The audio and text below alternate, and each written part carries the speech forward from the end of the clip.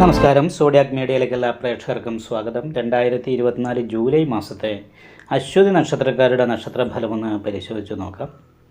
അശ്വതി നക്ഷത്രക്കാരെ സംബന്ധിച്ചിടത്തോളം രണ്ടാം ഭാവത്തിൽ സർവേശ്വരകാരകനായിരിക്കുന്ന വ്യാഴം സഞ്ചരിക്കുന്ന സമയമായതിനാൽ ഈ വർഷം പൊതുവെ നല്ല രീതിയിലുള്ള ഗുണങ്ങൾ അനുഭവിക്കാനായിട്ട് സാധിക്കുന്നതാണ്. പ്രത്യേകിച്ചും ജൂലൈ മാസത്തിൽ ചന്ദ്രലഗ്നാധിപതിയായിരിക്കുന്ന ചൊവ്വ വ്യാഴത്തോട് ചേർന്ന്, അതായത് ഭാഗ്യാധിപതിയോട് യോഗം ചെയ്ത് രക്ഷാസ്ഥാനത്ത് നിൽക്കുന്നത് കാരണം കൊണ്ട് നല്ല ദൈവാധീനം അനുഭവിക്കാനും നല്ല നേതൃത്വ സ്വഭാവത്തോടു കൂടിയിട്ട് ചെയ്യുന്ന കാര്യങ്ങൾ അഭിവൃദ്ധി ഉയർച്ചയുണ്ടാകാനും യോഗമുള്ള സമയമാണ്. കർമാധിപതി ലാഭസ്ഥാനത്താണ് നിൽക്കുന്ന, ചെയ്യുന്ന പ്രവൃത്തിക്ക് തക്കതായിരിക്കുന്ന ഗുണം അനുഭവിക്കാനായിട്ട് യോഗം ഉണ്ടാകും. അതേപോലെ തന്നെ 5ാം ഭാവാധിപതി സഹായസ്ഥാനത്ത് 15-ാം തീയതി വരെയും അതിനുശേഷം 4ാം ഭാവത്തിലുമാണ് നിൽക്കുന്നത്. അപ്പോൾ 4ാം ഭാവത്തിൽ 15-ാം തീയതിക്ക് ശേഷം വരുന്നത് കാരണം കൊണ്ട് വീട്ടിൽ നിൽക്കുമ്പോൾ കുറച്ച് ദേഷ്യമെടുത്തേട്ടം പോലെയുള്ള കാര്യങ്ങൾ ഉണ്ടാകുമെങ്കിലും ബുധശുക്ര യോഗം 4ാം ഭാവത്തിലുണ്ട്. അതുകൊണ്ട് തന്നെ വളരെ അനുകൂലമായിരിക്കുന്ന ഗുണഫലങ്ങൾക്ക് യോഗമാണ്. അപ്പോൾ ഈ വരുന്ന 19-ാം തീയതി ബുധൻ ചിങ്ങൻ രാശിയിലേക്ക് മാറും. അതേപോലെ തന്നെ ശുക്രൻ 4ാം ഭാവത്തിൽ തന്നെയാണ്. അപ്പം ധനാധിപതിയും നിവർത്തി സ്ഥാനാധിപതിയും 4ാം ഭാവത്തിൽ നിൽക്കുന്നത് കൊണ്ട് കുടുംബസുഖം അനുഭവിക്കാനായിട്ട് യോഗമുണ്ടാകും. വീട് മോടി പിടിപ്പിക്കാനായിട്ട് സാധിക്കും. വീട്ടിലേക്ക് വേണ്ട സാധനങ്ങളൊക്കെ വാങ്ങാനായിട്ട്, അതായത് ഗ്രഹോപകരണങ്ങളൊക്കെ വാങ്ങാനായിട്ട് സാധിക്കുന്ന സമയമാണ്. അതുപോലെ തന്നെ ഡ്രസ്സുകൾ, അതുപോലെയുള്ള വസ്തുക്കളൊക്കെ വാങ്ങാനായിട്ട് യോഗമുള്ള സമയമാണ്. ഭൂമി വാങ്ങണമെന്ന് ആഗ്രഹിക്കുന്നവർക്ക് ഭൂമി വാങ്ങാനായിട്ട് സമയം അനുകൂലമായ സമയമാണ്. അതുപോലെ തന്നെ കുടുംബത്തിൽ സുഖവും സമാധാനവും സന്തോഷവും ഉണ്ടാകാനായിട്ട് യോഗമുണ്ട്. എന്നാൽ അനാവശ്യമായിട്ട് കുറച്ച് ചിലവ് വർദ്ധിക്കാൻ സാധ്യതയുണ്ട്. ചെറിയ ശത്രുദോഷത്തിൻ്റെ ദുരിതം കൊണ്ട് ഉദരസംബന്ധമായിരിക്കുന്ന രോഗാവസ്ഥ കാര്യങ്ങൾ അനുഭവപ്പെടാനായിട്ട് സാധ്യതയുണ്ട്.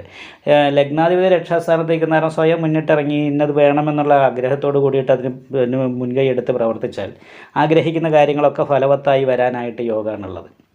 അപ്പോൾ എല്ലാ രീതിയിലും കർമ്മസംബന്ധമായിട്ട്, തൊഴിലുമായിട്ട് ബന്ധപ്പെട്ടും ഭവന സംബന്ധമായിട്ടുള്ള രീതിയിലും നല്ല രീതിയിലുള്ള അഭിവൃദ്ധി ഉയർച്ചയും സാമ്പത്തികമായിരിക്കുന്ന നേട്ടങ്ങളും അനുഭവിക്കാൻ സാധിക്കുകയും സ്വന്തം വാക്കിന് വിലയുണ്ടാകുകയും നേതൃത്വ സ്വഭാവം, നേതൃത്വ പാഠവും പ്രദർശിപ്പിക്കാനായിട്ട് സാധിക്കുകയൊക്കെ ചെയ്യുന്ന ഒരു മാസമാണ്.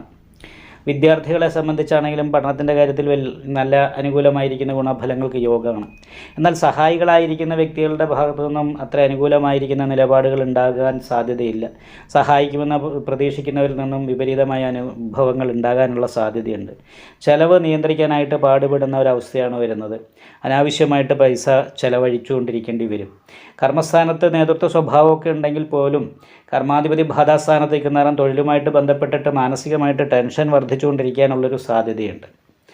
അപ്പോൾ പൊതുവേ ഇങ്ങനെ ചെറിയ രീതിയിലുള്ള തടസ്സങ്ങളും പ്രതിസന്ധികളും ഒക്കെ ഉണ്ടെങ്കിലും മേജറായിട്ട് നോക്കുന്ന സമയത്ത് സാമ്പത്തിക വർധനവിനും സ്വന്തം പ്രഭാവം വർദ്ധിപ്പിക്കാനായിട്ട് സാധിക്കുകയും മാനസികമായിട്ട് ആത്മവിശ്വാസം വർദ്ധിക്കുകയൊക്കെ ചെയ്യുന്ന ഒരു മാസമായിട്ടാണ് ജൂലൈ മാസം കാണുന്നത്.